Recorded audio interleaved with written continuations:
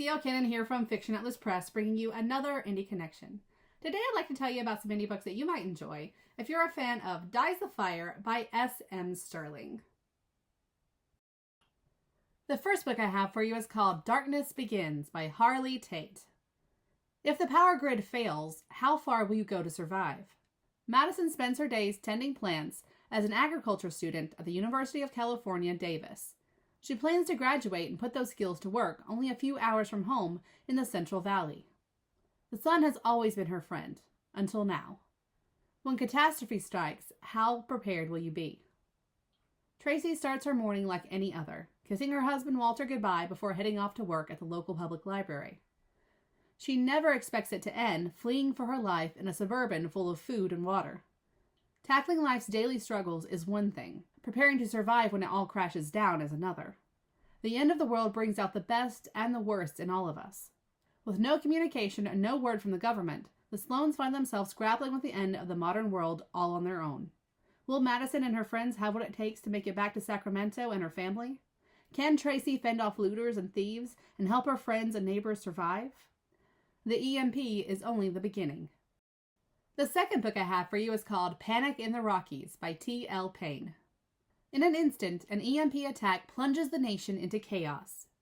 Young parents Ethan and Brooke Spencer are on a romantic ski vacation in the Rockies when the lights go out, cars stall, and communications fail.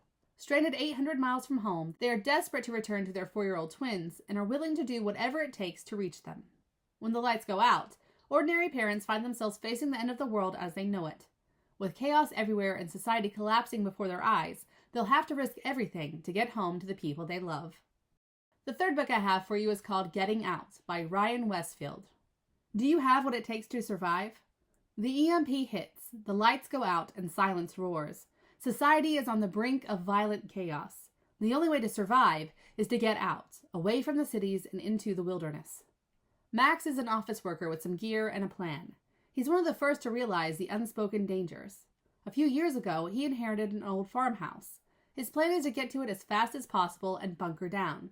He thinks he's ready, but he quickly discovers that there's more to surviving than just having the right gear. Mandy is a waitress with a day off work. What seems like a normal power outage quickly turns terrifying. Her peaceful town is no longer the home she once knew.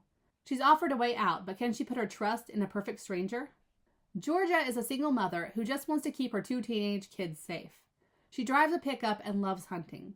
She has skills that could keep her family alive, but is she ready to make life or death decisions in the blink of an eye? Do Max, Mandy, and Georgia have what it takes to overcome the unexpected? After all, even the best laid plans can come up short. And the last book I have for you is called In the Dust by K.A. Grandy. When the water is all gone, how will you survive? A catastrophic meteor shower decimated Earth hundreds of years ago, leaving the survivors scrabbling as the Earth slowly turned to desert.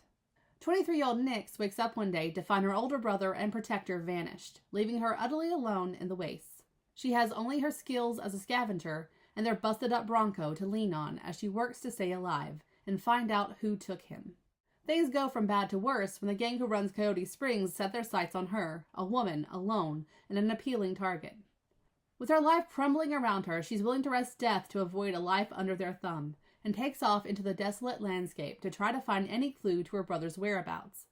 The stakes have never been higher as her water supply slowly dwindles, and any hope she had of remaining free and finding her brother are drained away, one precious drop at a time. Okay, that's all for me this week. I'll see you next week on the Indie Connection. Bye!